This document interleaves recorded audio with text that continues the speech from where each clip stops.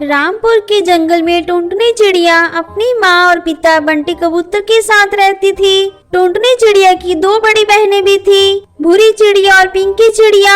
टुनटुनी चिड़िया बहुत ही सुंदर थी और उसे अपनी सुंदरता पर बहुत घमंड था।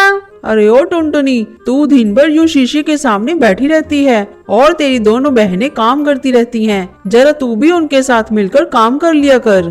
माँ, तुम्हें तो पता है मैं कितनी सुंदर हूँ, मैं क्या करूँ? अगर मैं काम करूँगी तो मेरे हाथ गंदे हो जाएंगे। मैं तो अपनी सहेली के साथ खेलने जा रही हूँ।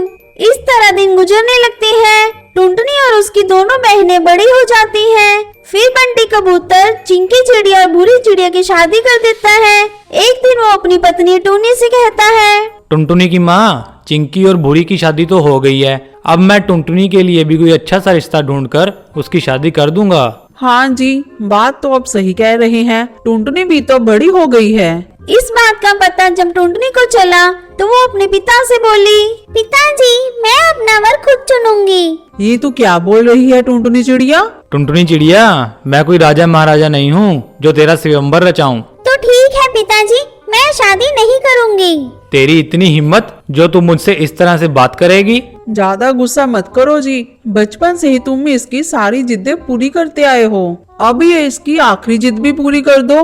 बेटिया ससुराल चली जाए और खुशी खुशी अपनी जिंदगी बिताए। इससे बढ़कर हम लोगों के लिए और क्या खुशी होगी। तुम कह रही हो तो इसलिए मैं इसकी बात मान रहा हूँ। मैं कल ही जंगल के पक्षियों को सूचना दे देता हूँ। जो कोई भी पक्षी हमारी टुनटुनी से शादी करना चाहता है वो 2 दिन बाद हमारे घर में आने का कष्ट करें। 2 दिन बाद टुनटुनी चिड़िया से शादी करने के लिए कई पक्षी आते हैं। टुनटुनी चिड़िया सबको मना कर देती है, उसे कोई पक्षी पसंद नहीं आता। पिताजी, मुझे कोई भी पक्षी पसंद नहीं है, इसलिए मैं इनमें से किसी के साथ शादी नहीं करूंगी। ये क्या बदतमीजी है टुनटुनी? अब तुम उसी से शादी करोगी जिससे मैं चाहूँगा। टुनटुनी की माँ, जल्दी यहाँ आओ। मैं इस बदतमीज की शादी उसी से करूँगा जो कल मुझे सबसे पहले दिखेगा। इसने मेरा प्यार देखा है, मेरा गुस्सा नहीं देखा है।